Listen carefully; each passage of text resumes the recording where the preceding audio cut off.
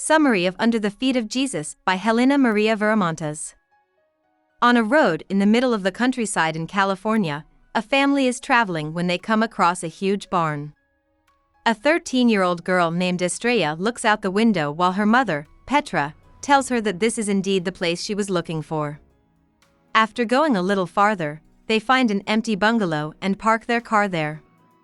Two teenage boys are illegally picking peaches to sell at a flea market across the street from the strange car.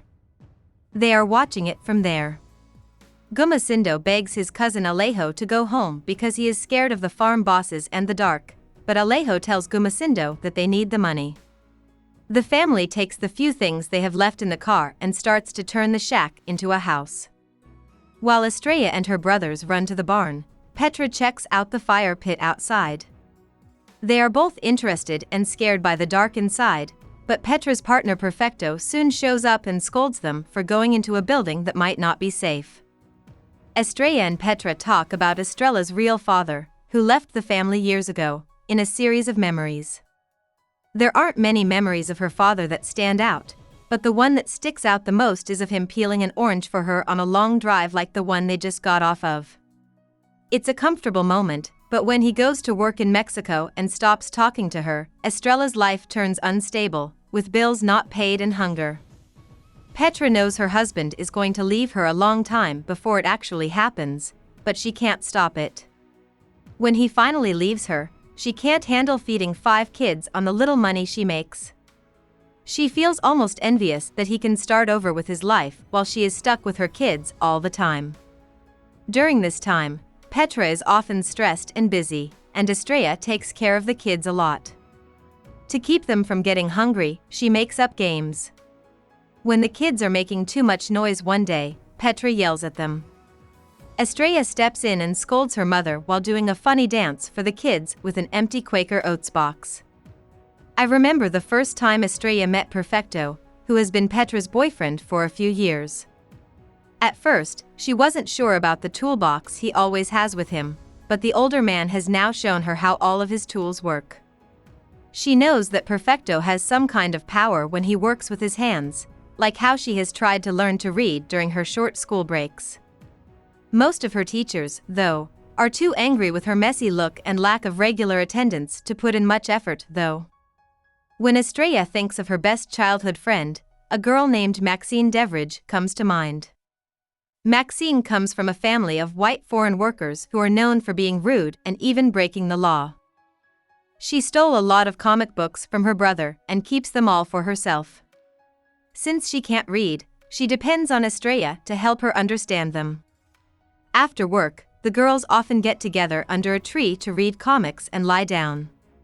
But one day, Maxine makes a rude joke about Perfecto and Petra's relationship, which causes Estrella to fight. The boss fires Estrella's family as a punishment, but the Deveridges get to stay. Alejo brings Estrella and Petra a bag on his way home when he is finally done picking peaches. He says his name is Joe and that he is from Texas. He came to California just to work in the fields for the summer. Estrella's good looks and the way she feels in her body make him fall in love with her. Estrella and Alejo work in the fields next to each other the next day. She considers the difference between the hard work she does to dry grapes and the pretty woman with a smile who is on the raisin boxes at the store. She remembers lying on top of her mom's cotton sacks when she was a little girl. Now she has to watch over her younger brothers, who are tired and thirsty from being out in the hot sun. Alejo is having a hard time because he isn't used to this hard work. To calm himself down, he thinks about going to high school and then college to study geology. Estrella sneaks over to a nearby baseball field after work to watch a little league game. It's a rare chance for her to be alone and have some free time. A border police truck, though, drives by her, and she runs home in fear. She is mad that she is living in fear of being deported and tells her mother about it. Petra tells her that she has a birth certificate under the feet of Jesus that proves she lives in America. Every day for the next few days, Alejo tries to talk to Estrella on the way to and from work. They talk a lot about her plans for the future, which makes her feel like field work is the only thing that will happen. One night, they stay out late to watch the moon eclipse with other people who work in the fields.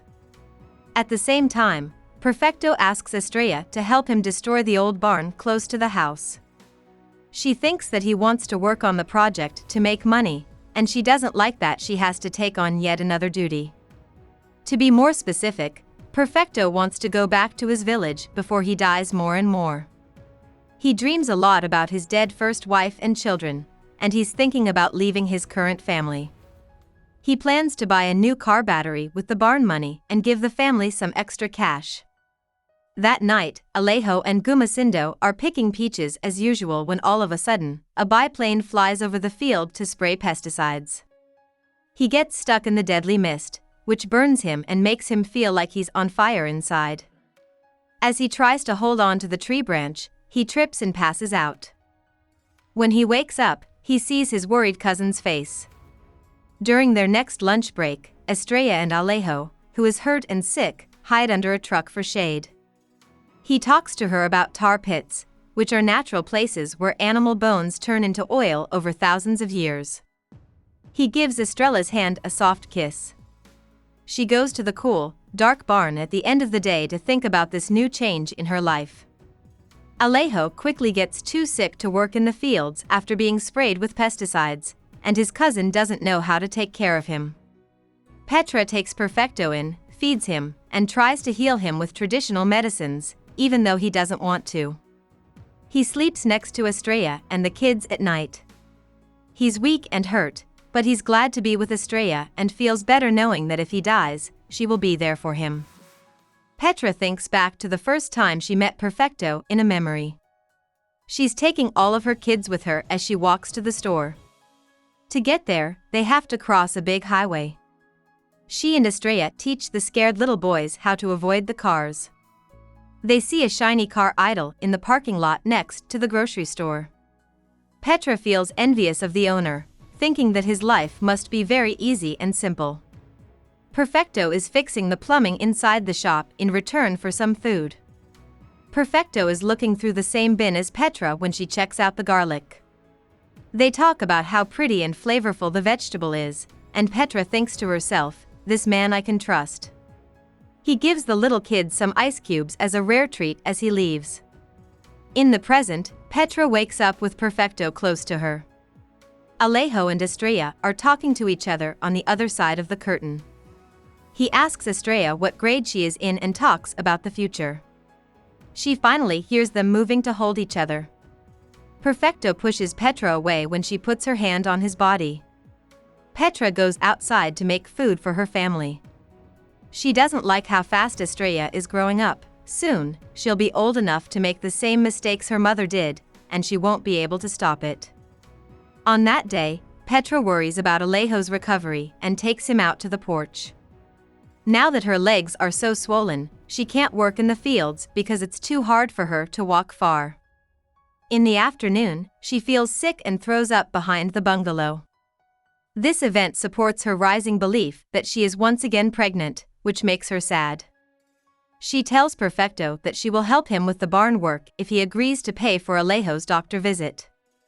He agrees, and the next day they all get in the car. But before they even leave the house, the tire gets stuck in the mud. It takes them most of the afternoon to dig it out, and they get to the center in the evening. There is no doctor there, just a nurse who is too sweet and wants to go home. She is sad to see them. No one in the family speaks English, so Estrella has to explain everything the nurse says. She checks Alejo out and then tells them he has dysentery and tells them to go to the hospital. There is disappointment among Perfecto, Petra, and Estrella when she asks for $10 for this pointless call. They offer her $9.77, which is all Perfecto has in his pocket. Estrella feels exhausted and scared as she walks to her car. The clinic was a waste of their money, and now they can't even afford gas to take Alejo to the hospital. She follows her gut and gets Perfecto's crowbar from the trunk.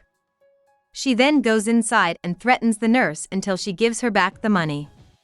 After that, Alejo's family quickly gets him into the car and drives off.